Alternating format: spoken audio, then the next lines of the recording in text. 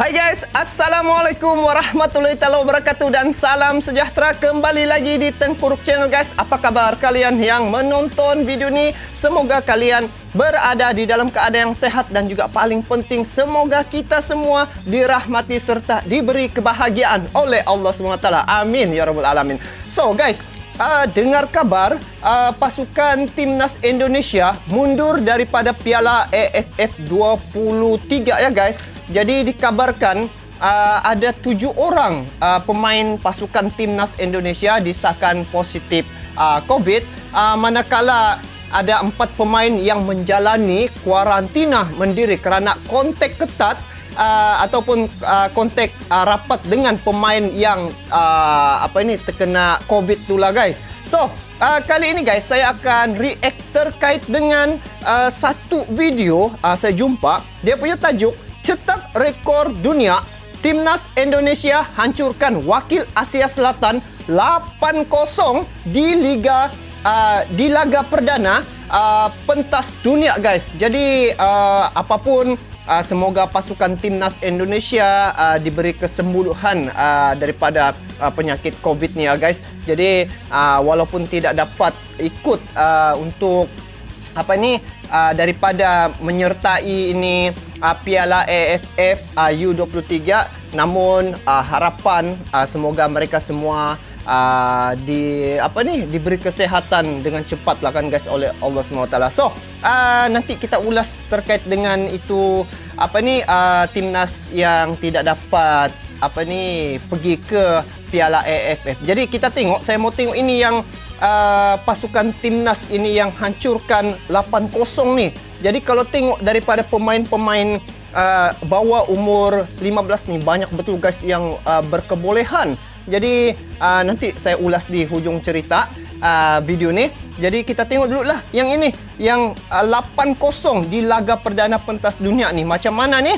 Kita semak video ni sama-sama, dan ini video saya tengok di channel Timnas Garuda Timnya. Jadi kalian bolehlah like, komen dan juga subscribe dia punya channel agar terus berkembang. Jadi guys, macam mana timnas Indonesia ni cetak rekor dunia di pesada dunia sehingga akan mengalahkan dia punya pihak lawan wakil Asia Selatan 8-0 guys. Yuk sama-sama kita semak video ni, jom. Dan ini Indonesia sukses hajar wakil Asia Selatan dengan skor telak 8-0. Wah, 8-0. Banyaklah video Timnas saya react ni guys. U18 Indonesia hajar Sri Lanka 8-0. Timnas pelajar U18. Oh, ini U18 ya. Indonesia hajar Sri Lanka 8-0 tanpa balas di laga perdana. Wow. Tanpa balas di laga perdana. Hasil maksimal diraih Timnas pelajar U18 Indonesia pada laga pertama di kejuaraan dunia U18. Timnas pelajar U18 sukses hajar Sri Lanka dengan skor telak 8-0. Gol Indonesia dibuka oleh Muhammad Salman Al-Farid melalui skema serangan balik yang sangat cepat saat laga baru berjalan 2 menit. Hanya memerlukan 1 menit, skuad asuhan Bambang Warsito itu mampu menggandakan keunggulan yang lahir dari kaki Atalah Arraihan. Unggul 2 gol ternyata tidak membuat puas tim berjuluk Elang Muda Asia itu. Kembali Atalah Arraihan menorehkan namanya di papan skor pada menit ke-11. Jadi sebelum saya lanjut guys, kalau tengok daripada dorang punya skill dan permainan ni guys, ini bawah umur 18 tahun.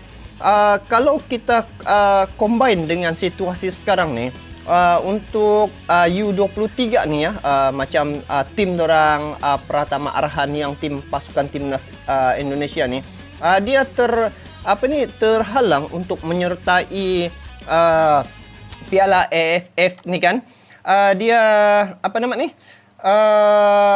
yang U23 ni, sebaiknya yang pasukan-pasukan bawah umur 18 tahun ni macam tim yang ini ni, dorang ni kan sebenarnya boleh dijadikan pemain simpanan guys. Jadi sekiranya berlaku apa-apa perkara yang tidak diingini, seumpama sekarang ni lah kan, musim-musim COVID, tiba-tiba ada pemain disahkan positif COVID, akhirnya tidak dapat menyertai Piala AFF U23 ni.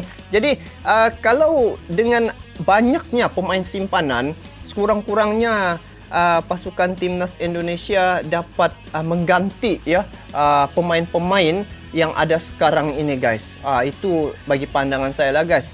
Sebab pasukan timnas ni saya tengok dia punya kejuaraan ataupun setiap perlawanan yang diikuti oleh pemain-pemain bawah umur 18 tahun ni guys, dorang punya prestasi memang memberangsangkan, memang banyak gol-gol ataupun jaringan-jaringan yang dorang perolehi. Ayo kita sambung lagi guys. Skor pun berubah menjadi 3-0 untuk timnas pelajar U18 ini Indonesia. Pada menit ke-17, pelanggaran yang dilakukan pemain Sri Lanka terhadap pemain Indonesia di kotak terlarang membuat wasit menunjuk titik putih. Komang Teguh Trisnanda yang bertindak sebagai Algojo sukses menunaikan tugasnya.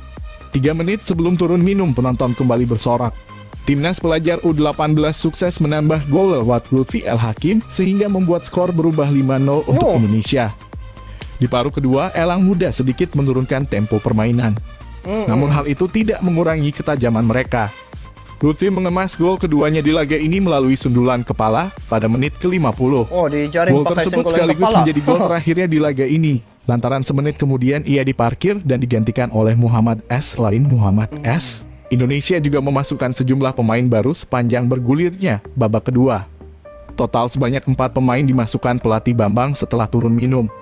Hasilnya terlihat dengan bertambahnya keunggulan Indonesia. Salman kembali memayak gawang Sri Lanka pada menit ke-57. Sulistianto menutup pesta gol Indonesia melalui golnya pada menit ke-69 dengan memanfaatkan umpan manis Supriyadi dari sektor kanan pertahanan Sri Lanka. Usai laga, pelatih timnas Indonesia pelajar U18 Bambang Warsito mengatakan puas atas kinerja anak asuhnya yang mampu bermain secara kolektif untuk mengebrak pertahanan lawan hingga berbuah gol. Sekaligus, kemenangan besar ini menjadi modal penting bagi tim pelajar Indonesia untuk menghadapi Korea Selatan pada laga keduanya. Oke. So guys, terkait dengan pemain-pemain U18 nih guys, kalau tengok dari segi dorong punya kebolehan bermain, memang sudah terpapar ya ataupun terbukti memang dorang boleh bermain dalam perlawanan di peringkat dunia guys. Jadi terkait dengan pemain-pemain sepak bola pasukan timnas Indonesia sekarang nih, banyak sebenarnya yang kecewa ya, terutamanya penyokong-penyokong tegar untuk pasukan timnas Indonesia yang tidak dapat menyertai Piala AFF yang akan diadakan pada berapa hari bulan tuh, dalam masa terdekat ni lah. Tetapi disebabkan terkena jangkitan COVID ya, 7 orang pemain utama lagi itu telah disahkan positif COVID. Jadi tidak dapat menyertai Piala AFF. Jadi sebenarnya kesehatan tu penting juga guys. Cuma sekiranya ada backup pemain macam ini, bakat-bakat bawah 18 tahun ni digilap, diasuh ya. Jadi dorang-dorang ni ya bisa untuk menggantikan pemain-pemain bola sepak timnas Indonesia sekiranya berlaku perlawanan. Jadi kalau berlaku situasi seumpama ni di masa akan datang, sekurang-kurangnya pemain-pemain simpanan ni dapat bermain guys. Jadi itu salah satu kaedah bagaimana supaya setiap perlawanan ataupun permainan yang disertai oleh pasukan timnas Indonesia tidak keciciran. Jadi sebenarnya pemain-pemain di bawah yang masih sekolah nih guys sudah berbakat besar nih guys. Sekiranya mereka nih betul-betul dijaga ya, mereka inilah yang akan membawa nama baik negara Indonesia ini ke pesada dunia. So guys, bagaimana pula pandangan kalian terkait dengan perkara ini? Kalian bolehlah komen di bawah. Jadi semoga pasukan timnas Indonesia sentiasa sukses maju ke hadapannya dengan bakat-bakat terbaru dan pemain-pemain baru, dan semoga perkara ini mendapat perhatianlah daripada pihak-pihak yang berwajib. So itu saja daripada saya. Kita bertemu lagi di video akan datang. Salam silaturahim, salam serumpun dan salam persaudaraan daripada saya guys untuk kalian semua walau di mana juga Anda berada. Sampai jumpa lagi. Assalamualaikum warahmatullahi wabarakatuh. Bye bye.